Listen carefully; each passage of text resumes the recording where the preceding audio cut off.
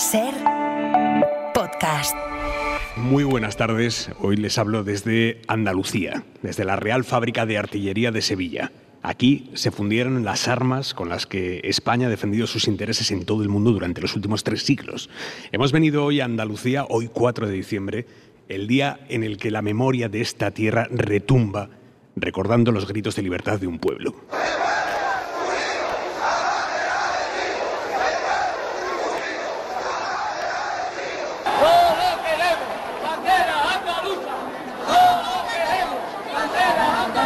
Andaluces y andaluzas que el 4 de diciembre de 1977 llenaron las calles con sus voces y la blanca y verde en la mano como únicas armas. Voces de lucha por la autonomía de este lugar del mundo que aquel día más que nunca reclamó tierra y libertad, que dijo que Andalucía no era menos que nadie y que pagó con sangre sus ansias de dirigir ella misma sus destinos, porque el 4 de diciembre también es el recuerdo de un malagueño, de Manuel José García Caparrós, el joven sindicalista que aquella tarde del 77 fue asesinado por una policía franquista que murió matando. Como cantó la comparsa del puerto, Raza Mora, a Caparrós lo mataron tan solo porque estaba queriendo a su pueblo y alzando la bandera de su Andalucía.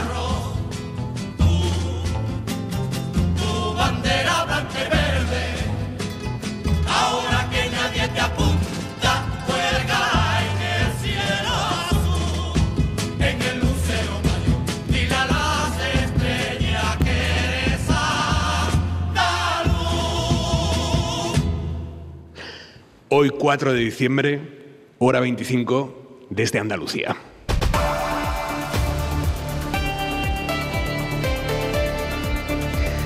A las 9:30 vamos a recibir aquí en Artillería, en Sevilla, a los oyentes de Radio Sevilla. Pero antes, la actualidad con Isabel Villar desde el estudio Carlos Llamas de la SER. Villar, buenas tardes. ¿Qué tal, Aimar? España no va a participar en Eurovisión por primera vez en 64 años. Radio Televisión Española sale del festival después de confirmarse la participación de Israel. Junto a España se bajan del certamen otros países, Países Bajos, Irlanda y Eslovenia. RTV, además, no emitirá ni las semifinales ni la final. Elian Vaya, buenas tardes. ¿Qué tal, Isa? Buenas tardes. Sí, España dice no a Israel, dice no a Eurovisión y da portazo al festival después de que la Unión Europea de Radiodifusión haya aprobado con el voto mayoritario de los Estados miembros la implementación de las nuevas medidas en las votaciones del festival, un suave y sutil intento de justificar la presencia de Israel en el certamen de la canción. El secretario general de Radio Televisión Española, representante de España en esta asamblea, había pedido junto a otros países una votación secreta para obligar a los estados a votar la participación de Israel, votación que ni ha sido llevada a cabo finalmente tras el apoyo a las medidas. La corporación pública ha emitido un comunicado durísimo,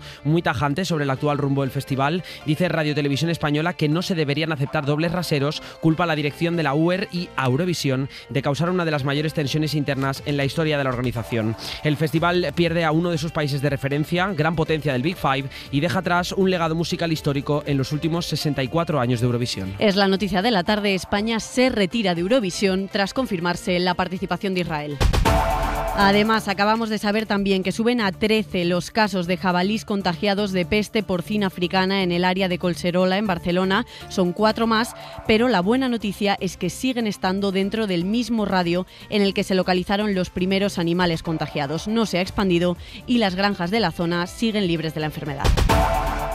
Vamos ya con la previsión del tiempo para las próximas horas. Jordi Carbó, buenas tardes. Buenas tardes. A la espera de que el fin de semana haga mucho sol y el ambiente se suavice, y no poco, las próximas horas mucha atención con la nieve y el viento. La nieve afectará a cotas de unos 1000 metros a todo el área de acceso del Cantábrico, también los Pirineos, y nevada que a ratos será intensa, sobre todo de madrugada, después irá desapareciendo. Y el viento, especial atención en el Mediterráneo, sobre todo entre Tarragona y Castellón, donde serán frecuentes rachas de hasta 100 km por hora. Y en el conjunto del país, mañana alternancia de sol, nubes, algunos chubascos y todavía ambiente frío.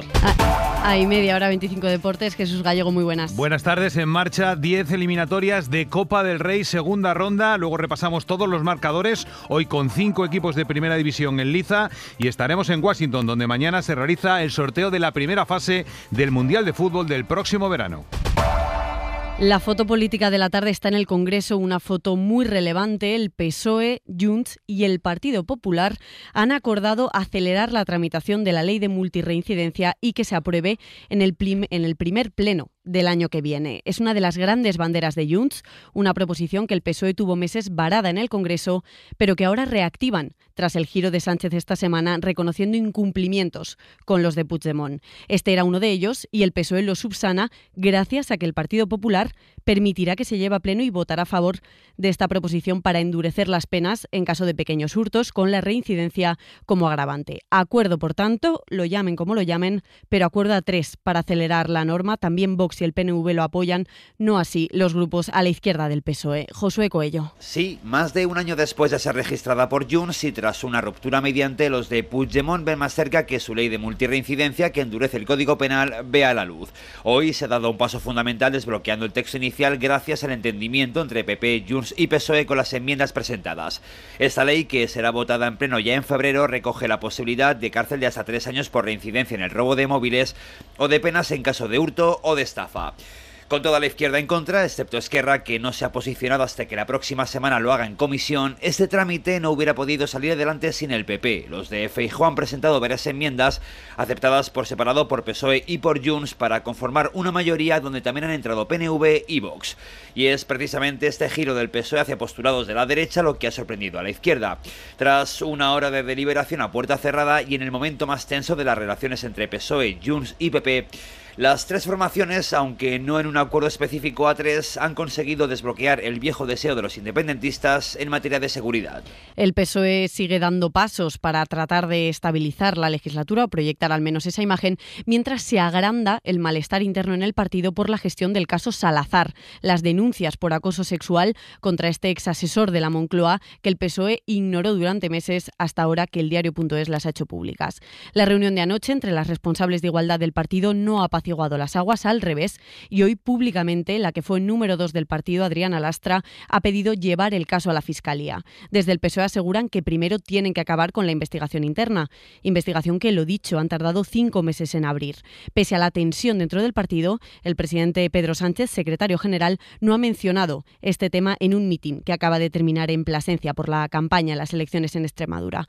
Mariola Lourido, buenas tardes. Buenas tardes. En el PSOE y en Moncloa reconocen el grave error de haber abandonado durante 5 meses el caso Salazar y no haber atendido a las mujeres que denunciaron acoso sexual. Desde Asturias, Adriana Lastra, como decías, exige ponerlo cuanto antes en manos de la Fiscalía. Lo que hay que hacer es, de manera inmediata y entendiendo que estamos hablando de violencia contra las mujeres, ponerlo en conocimiento de Fiscalía. Pero el PSOE va a esperar a lo que concluya el Comité Antiacoso, que es secreto y confidencial, por cierto. Pilar Bernabé. Que vamos a esperar, tal y como pone el protocolo, a que sea la comisión la que resuelva y la que haga permítame que le diga, un informe fundado con toda la información. Las secretarias de Igualdad del partido están alarmadas con la dimensión que está tomando el caso, con la mala gestión y la falta de una respuesta contundente y rápida de los máximos dirigentes, incluido Pedro Sánchez. Les han pedido que no hablen con los medios después de la reunión con Pilar Bernabé, pero en los pasillos del Congreso la portavoz de Igualdad, Andrea Fernández, no se ha mordido la lengua. Sigo a la espera de recibir explicaciones convincentes sobre lo que está sucediendo y desde luego que me encuentro pues bueno, disgustada y muy dolida. Dicen, Isabel, en privado las portavoces de Igualdad del Partido Socialista, que están hartas de ser ellas quienes den la cara siempre por estos comportamientos machistas. Por si fuera poco, la Fiscalía va a investigar al líder del PSOE en Torremolinos después de que una militante lo haya denunciado por acoso sexual. Le mandó todo tipo de WhatsApps: cuando te enfadas te pones muy guapa, iré depilado por si tienes un desliz. Ella lo denunció en el partido en junio, también denunciaba tocamientos, y según el PSOE activaron el proceso en septiembre, les dieron audiencia, pidieron documentación, pero ella afirma que no se le ha escuchado, que el partido realmente no ha hecho nada y por eso ha ido a la Fiscalía. El PSOE asegura ahora que ya lo ha suspendido de militancia. Y en Galicia, la Xunta amenaza con que si el Ministerio de Interior no crea más plazas en la Policía Nacional adscrita a esa comunidad, si el Ministerio de Interior no crea más plazas, dejarán a las mujeres víctimas de violencia machista sin protección. Lo ha dicho el consejero de Presidencia. La oposición pide su dimisión. lo acusan de hacer chantaje con un tema así de serio, la protección a mujeres víctimas de violencia machista. Radio Galicia, Ricardo Rodríguez. La amenaza de la Xunta es clara, sin matices. Si no se dota a Galicia de 162 agentes más, la Policía Autonómica dejará de prestar protección a mujeres víctimas de violencia machista. E xa advertimos ao Ministerio que, lóxicamente, aquelas funcións que viña prestando a Policía Autonómica, que non son propias da Policía Autonómica, sino que se están prestando en virtude de un convenio que se firmou, como é a cobertura das vítimas de violencia de xénero, vamos a ter que renunciar a ese convenio. La violencia machista como arma política, el consejero de Presidencia, Diego Calvo, es quien ha verbalizado esa amenaza del gobierno gallego que ha provocado indignación entre las asociaciones de lucha contra la violencia de género y entre la oposición, que exige su cese inmediato. Carmela Silva es la presidenta del PSOE gallego. Esto es inaudito, es inasumible. El señor Diego Calvo tiene que dimitir. El señor Rueda no lo puede tener ni un segundo más como consellero. Según el convenio firmado entre Xunta y Gobierno en 2016, casi un centenar de agentes de la Policía Autonómica realizan labores de protección a víctimas de violencia machista en las 7 grandes ciudades. Solo en 2024 han prestado vigilancia a 649 mujeres víctimas de malos tratos. Con todo este puzzle político, a medianoche empieza la campaña electoral para las elecciones del 21 de diciembre en Extremadura. Y lo decíamos antes, el líder del PSOE, el presidente del Gobierno, Pedro Sánchez, acaba de cerrar un mitin en Plasencia, arropando a su candidato, a Miguel Ángel Gallardo, un mitin para intentar levantar el ánimo socialista muy tocado con los casos de corrupción y ahora con el escándalo Salazar. En Plasencia está Ana Fernández Vila, adelante. ¿Qué tal? Buenas tardes. Y se arranca una campaña difícil para los socialistas por las bajas expectativas y las crisis que golpean al PSOE. Sánchez ha arropado a Gallardo en un mitin en el que el presidente no ha hecho ni una sola mención al caso Salazar. Sí ha reivindicado el derecho de la izquierda a gobernar frente a los ataques de la derecha. Ya sabemos que les molesta y que les gustaría que gobernaran los suyos. Pero ¿sabéis lo que pasa? Que la izquierda ni pide perdón ni pide permiso para gobernar, y es lo que vamos a hacer. Ha acusado a los gobiernos autonómicos del PP de hacer negocio con los servicios públicos, con la sanidad. Ha puesto de ejemplo el último caso en Madrid con el Hospital de Torrejón. Gobiernan contra la gente de a pie y para beneficiar a 4 que están arriba. Y nosotros lo decimos alto y claro, son pacientes, no clientes. Son estudiantes, no clientes. Sánchez ha puesto en pie al auditorio varias veces, algo que no ha conseguido el candidato Gallardo, que afronta una campaña admitido con muchas piedras en la mochila en alusión a su imputación. La única referencia hoy al caso Salazar ha sido la de la presidenta de la Asamblea de Extremadura. Claro que las mujeres están con el PSOE. Como siempre, no nos dejemos intoxicar de tanta mala noticia y de tan mal rollo. Sabemos lo que somos. Mucha alusión hoy también es al fallecido expresidente extremeño Vara. A su legado se aferran hoy aquí a eso los socialistas para tratar de darle la vuelta a las encuestas. Feijóo también hoy en Extremadura, en Don Benito, estaba arropando a su candidata María Guardiola. Ha elevado las elecciones a nivel nacional. Dice Feijóo que pueden ser el inicio del fin del sanchismo. David Junquera, buenas tardes. Tardes, la torta del PSOE se da por descontada, por eso Extremadura será el laboratorio del PP para otras cosas, sobre todo para calibrar cómo de vigoroso está Vox y si está calando el discurso de la pinza. ¿Han querido bloquear Extremadura con una pinza absurda? Pues a grandes males, remedio democrático, elecciones. Y ante el líder del PP insiste en su teoría de que entre Abascal y Sánchez se le hace la pinza a los presidentes autonómicos populares. Feijóo trata de nacionalizar la campaña, algo que a María Guardiola no le viene del todo bien. Ella necesita que se hable del socialista Gallardo y del candidato de Vox, si es que alguien dice sabe su nombre. ¿Alguien sabe quién es el candidato extremeño de Vox? ¿Sabéis cómo se llama? Porque desde luego en los carteles solo vemos al señor Abascal. El señor Abascal es un turista que viene a Extremadura últimamente mucho y que lo único que pretende es desestabilizar.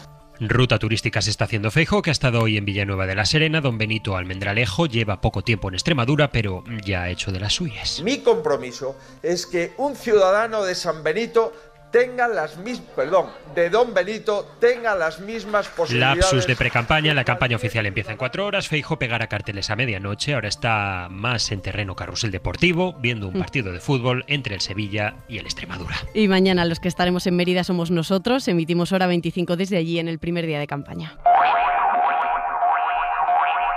Son pacientes, no clientes, decía Pedro Sánchez en su mitin de esta tarde en Plasencia. Referido al escándalo en el Hospital de Torrejón de Ardoz, el Ministerio de Sanidad va a investigar si ha habido irregularidades allí, en este hospital público que gestiona una empresa privada. Quieren saber si se han vulnerado los derechos de los pacientes tras escuchar cómo el CEO de la empresa que gestiona el centro ordenó alargar las listas de espera para ganar más dinero. Lo publicó ayer El País. Hoy cuentan que la empresa despidió a 4 directivos que denunciaron en el canal ético estas órdenes del CEO. Joan Jimeno. Sí, y ante todo esto el Ministerio de Sanidad va a mandar a la alta inspección al hospital para comprobar si se han vulnerado los derechos de protección de la sanidad pública.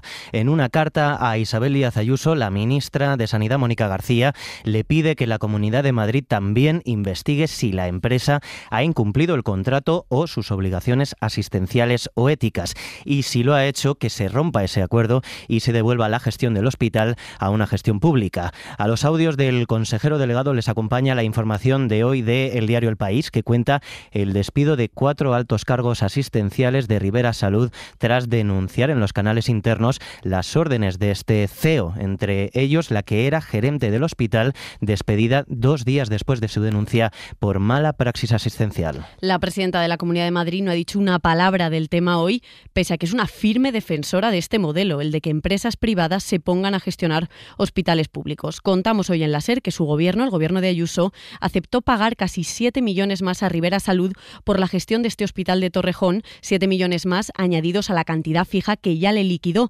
respecto al año 2015. La empresa reclamaba este dinero extra, fue a los tribunales y el Ejecutivo acabó aceptándolo. Pedro Jiménez. El gobierno de Isabel Díaz Ayuso pagó 6,8 millones de euros adicionales al Hospital de Torrejón por la liquidación del año 2015, que ya estaba cerrada y con un saldo favorable a Ribera Salud de 4,32 millones, es decir, por ese pagando más de 11 millones de euros. La concesionaria había exigido 7,6 millones de euros más y el caso terminó en el Tribunal de Justicia de Madrid. Antes de llegar a juicio, Sanidad se descolgó con un nuevo informe que corregía su decisión anterior y admitía el pago de los 6,8 millones que se quedaron fuera del radar de la justicia. La sentencia no analiza si ese sobrecoste se ajusta o no a la legalidad. Se limita a poner el sello oficial al reconocimiento del pago porque ha habido, decía el juez, un allanamiento parcial por parte del gobierno de Ayuso. Ayuso calla, pero Feijóo sí ha hablado sobre el tema. ¿Cómo serán los audios del CEO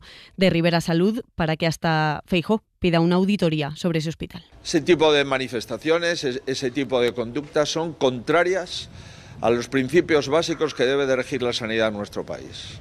Y por tanto, lo único que queda es cesarle y hacer una auditoría a ese hospital con absoluto rigor. Hora 25.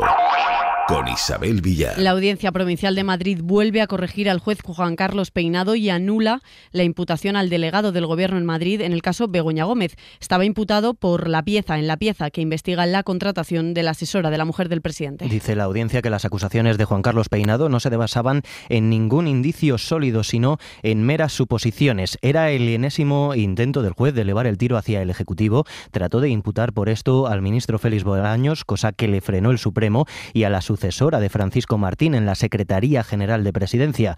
Esto era tal despropósito que el que dio marcha atrás fue el propio juez. Y ahora llega esta resolución de la audiencia que ordena que el delegado del Gobierno en Madrid salga del procedimiento. Peinado lo tenía imputado por malversación. Y seguimos conociendo detalles de la cadena de despropósitos que retrasaron el envío del mensaje de Salert en Valencia la tarde de la Dana. Hoy ha comparecido ante la jueza un testigo clave, el técnico Jorge Suárez, subdirector de emergencias. Ha desvelado todo tipo de discusiones entre los políticos que estaban en el CECOPI que demoraron el envío de la alerta. Discutieron incluso a nivel lingüístico sobre si la palabra Valencia, que figuraba en el mensaje, tenía que llevar tilde o no. Radio Valencia, Adrián Sánchez. El subdirector de emergencias ha explicado que propuso el envío de un mensaje masivo a las 5 de la tarde y que a esa hora ya quería pedir a la población que subiera a zonas altas. Según Jorge Suárez, no se envió primero porque Pradas no estaba segura de poder confinar y después porque tanto ella como el presidente de la Diputación, Vicent Mompó, querían avisar a los alcaldes. A las 8 menos cuarto, dice Suárez que Salomé Pradas dio la orden del envío del Salert. Esto es justo 2 minutos después de hablar por teléfono con Carlos Mazón. La alerta aún se retrasaría algunos minutos más por cambios en el texto para que no fuera tan agresivo y porque Vicent Mompó propuso modificaciones en el valenciano. Suárez además ha relatado el caos que se vivió en el CECOPI, donde donde no hacían seguimiento de las miles de llamadas al 112, tampoco miraban los datos de la Confederación Hidrográfica, aunque sí que sabían allí que la situación en L'Horta Sud era grave, porque, ha dicho, Pilar Bernabé informó de la situación en Paiporta a las 7 de la tarde. La mirada de Xavier Vidal Folk. La contundencia en asuntos sanitarios siempre cotiza para bien. La rapidez, la ausencia de dudas, la coordinación de administraciones nacional, autonómica y local en el caso de la peste porcina africana han sido esenciales para conseguir lo que ya parece consolidado en pocos días, una actitud más bien positiva por parte del grueso de los importadores de carne de cerdo.